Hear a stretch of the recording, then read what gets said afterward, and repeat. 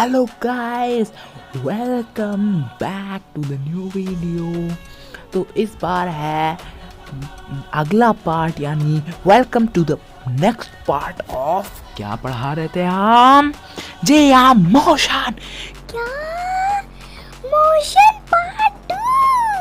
बड़ी मजा आई। और अभी मैं ही तुम्हें पढ़ाऊंगा, कोई और नहीं।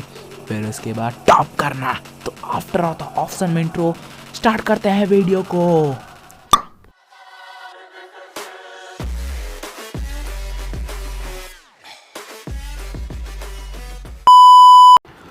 दोस्तों, हमने पहले पार्ट में uniform and non uniform motion को कंप्लीट कर लिया था।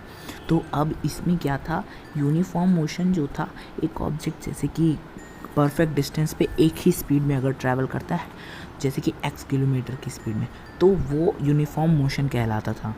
और एक तरफ, और इसमें ये भी है कि हाँ, एक ही स्पीड है, जैसे कि 60 किलोमीटर तो 60, नॉट 60 20 30।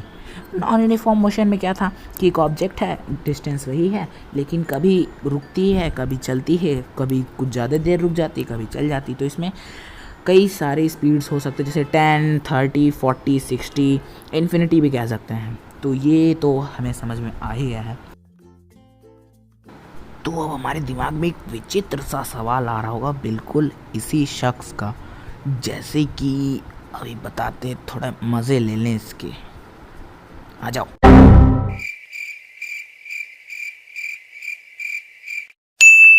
तो भाई, अब ये आदमी सोच रहा होगा कि क्या नॉन यूनिफॉर्म मोशन को यूनिफॉर्म मोशन में बदल सकते हैं?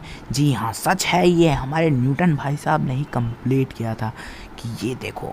अरे मैं तुम्हें बताता हूँ कि इसे कैसे कर सकते हैं। बड़ा ही आसान सा ये टॉपिक था और इसको इन्होंने इस बच्चे की याददाश्त ठीक कर दी। तो अब इसमें होता क्या है, जैसे कि ए और बी पॉइंट है, यहाँ पे डिस्टेंस इन्होंने इक्वेशन बनाई कि डिस्टेंस पहले देखेंगे, जैसे कि डिस्टेंस अपॉन टाइम लिखते हैं तो फिर वो स्पीड निकल आती है जगह की। तो फिर यहाँ पे डिस्टेंस हमने लिख दिया है, और फिर उसके बाद जो है यहाँ पर क्या कहते हैं, एक और इक्वेशन इसमें समझने वाली बात है कि इसमें एवरेज निकालते हैं, क्योंकि यूनिफॉर्म और एवरेज इस कंडीशन में डायरेक्टली प्रोपोर्शनल है। तो फिर 20 किलोमीटर हमारे पास क्या कहते हैं वो दिया गया है, और टाइम जब तक हम पहुंचते हैं, यानी कि 20 किलोमीटर डिस्टेंस है, और टाइम जैसे कि कभी 20 पहुंच रहे, कभी 30, कभी 11, कभी 10, तो फिर उसी हिसाब से हमें 2 घंटे लग गए। तो इस हिसाब से कट कटा के हमारा आ जाए 10 किलोमीटर पर आवर। बहुत ही आसान था। तो ये हो गया हमारे यूनिफॉर्म, मतलब कि यूनिफॉर्म का एग्जाम्पल हो गया, जो कि नॉन यूनिफॉर्म में चल रहा था। इंपॉर्टेंट फॉर्मूला मैं बता दूं एवरेज वेलोसिटी का, u+v/2। भाई, अब ये rate of change of velocity, ओए यार, हमें यहाँ पे स्पीड समझने में दिक्कत हो रही है, और तुम यहाँ पे वो वेलोसिटी, एक नया पहाड़ हम लोग के सामने रखते रहो। दिमाग उमाग सही है?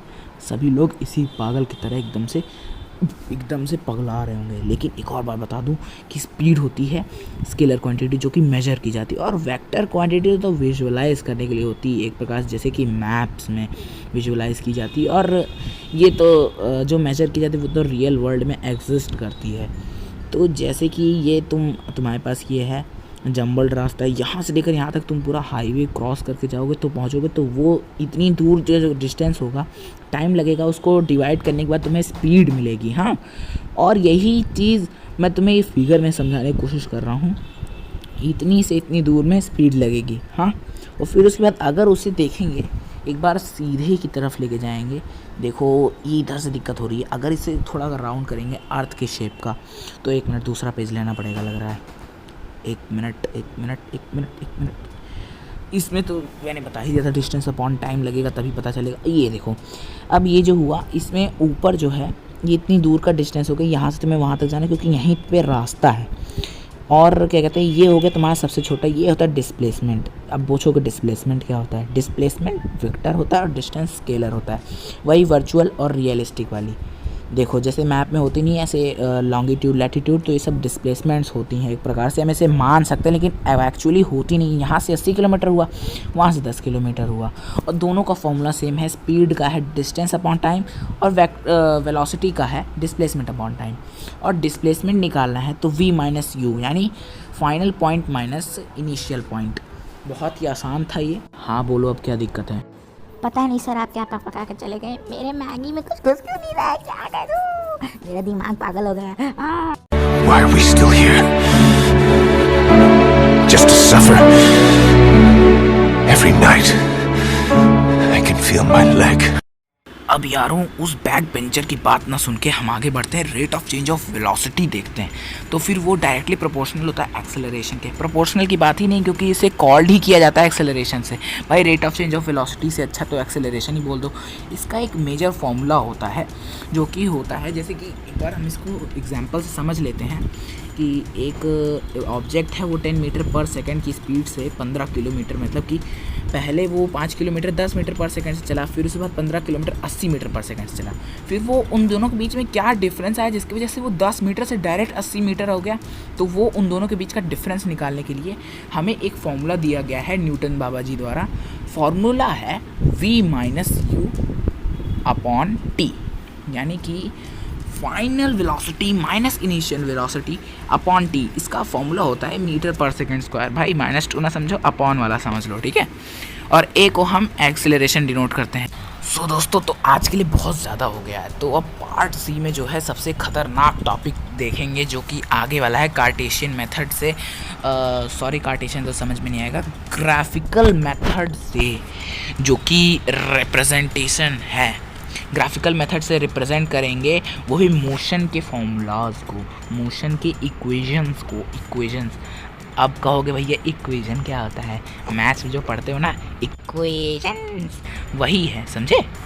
और इसे प्रूव करना पड़ता है ग्राफ्स के द्वारा बना के, लाइक इट इज़ अ छोटा छोटा उल्काज लाइक इन स्पेस। और यार ये तूने क्या बताया यार, अब ये सब कैसे हमारे मैगी में घुसेगा? अगर ये सब घुसा देंगे मैगी में इतने सारे जानकारियों के साथ, तो फिर ये धीरे धीरे।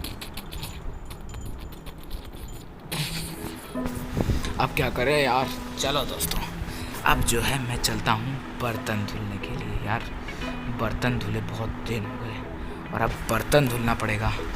वॉशिंग द बर्तन्स, वाओ बड़ी मज़ा आ रही है। ओ साबुन साबुन साबुन। वैसे मैं हाथ अच्छे से ड्रॉ इसलिए नहीं कर पाया क्योंकि साबुन था दिमाग।